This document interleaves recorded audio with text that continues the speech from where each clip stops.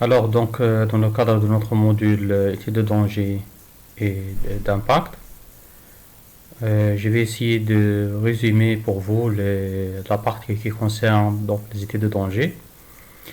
Bon, comme je vous ai déjà expliqué et comme on a déjà discuté dans le cadre de ce module, toutes les activités industrielles à l'échelle nationale et internationale et selon le cadre réglementaire sont considérées comme des installations classées.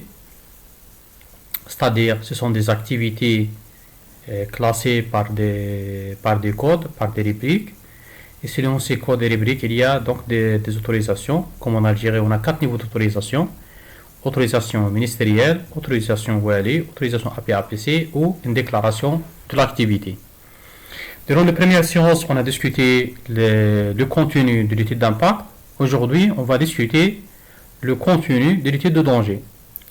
Alors, le contenu de l'étude de danger, pour uniformiser le travail à faire, soit entre l'administration et l'expert ou le bureau d'études, il y a un cadre réglementaire. Parmi ces lois et décrets, il y a le décret, donc aujourd'hui on va parler de ce décret, il y a le décret exécutif 06 198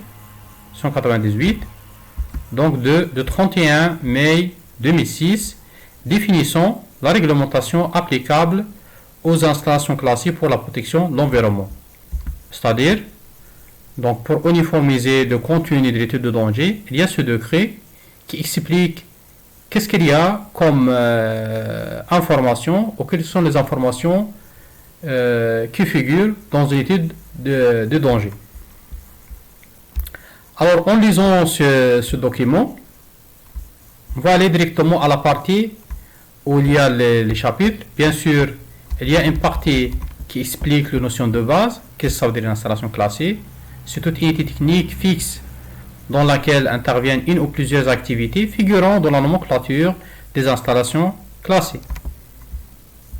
Les notions donc des établissements classés, c'est l'ensemble de la zone d'implantation comportant une ou plusieurs installations classées. Il y a aussi la notion de danger, que vous connaissez déjà, la notion de risque. Alors tout ça pour avoir le même niveau d'information et pour uniformiser les informations en question. Il parle aussi donc du niveau ou des catégories d'autorisation, comme on a déjà discuté et étudié dans le cadre de ce module. Il y a la première catégorie où l'activité soumise à une autorisation ministérielle. Il y a la deuxième catégorie où l'activité soumise à une autorisation du WLI. Il y a la troisième catégorie où l'autorisation est soumise ou l'activité soumise à l'autorisation du président de l'Assemblée populaire communale territorialement compétent. Et il y a aussi l'établissement de quatrième catégorie comportant au moins une installation soumise au régime de la déclaration auprès du président de l'Assemblée populaire communale. Voilà. Alors pour l'étude de danger, je vais balayer directement ce document. Voilà. Donc on va passer directement à la partie qui discute l'étude de danger. Donc c'est la section 4. Alors aussi il explique ça de l'étude de danger. Donc l'objectif ou l'objet de l'étude c'est quoi? C'est de préciser les risques directs ou indirects de l'activité industrielle. C'est une étude qui doit permettre de définir les mesures d'ordre technique propres à réduire la probabilité et les effets donc, des accidents. Alors, les études de danger sont réalisées à la charge du promoteur, c'est-à-dire c'est le promoteur de l'activité, l'investisseur par exemple, qui doit élaborer, qui doit payer les frais de l'élaboration de l'étude. Donc, sont à la charge du promoteur par des bureaux d'études, des bureaux d'expertise ou des bureaux de consultation qui sont capables et qui sont agréés par le ministère. Alors, quel est le contenu de cette étude? Donc, ça, c'est la partie la plus importante. Alors, l'étude de danger doit comporter les éléments suivants. C'est-à-dire, ces éléments représentent en quelque sorte les chapitres. On a discuté dans le cadre du module de études, ou dans la partie de ce qu'on a discuté des études d'impact, qu'il y a un contenu, il y a un chapitre à respecter. Alors pour ce chapitre, il y a une présentation générale de projet. C'est-à-dire le rédacteur ou la personne qui va rédiger l'étude, elle doit faire une présentation générale, explicative, donc de projet.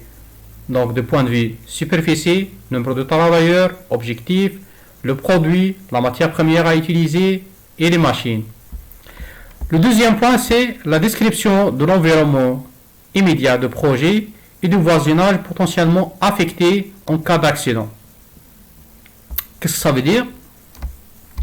C'est-à-dire, puisque le projet est installé dans une zone, il est entouré par, il y a un voisinage pour ce projet.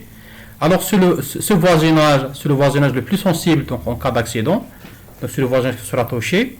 Donc, dans l'étude, il faut faire une explication, une description de ce voisinage. Quelles sont les potentialités de cette zone pour déterminer la sensibilité.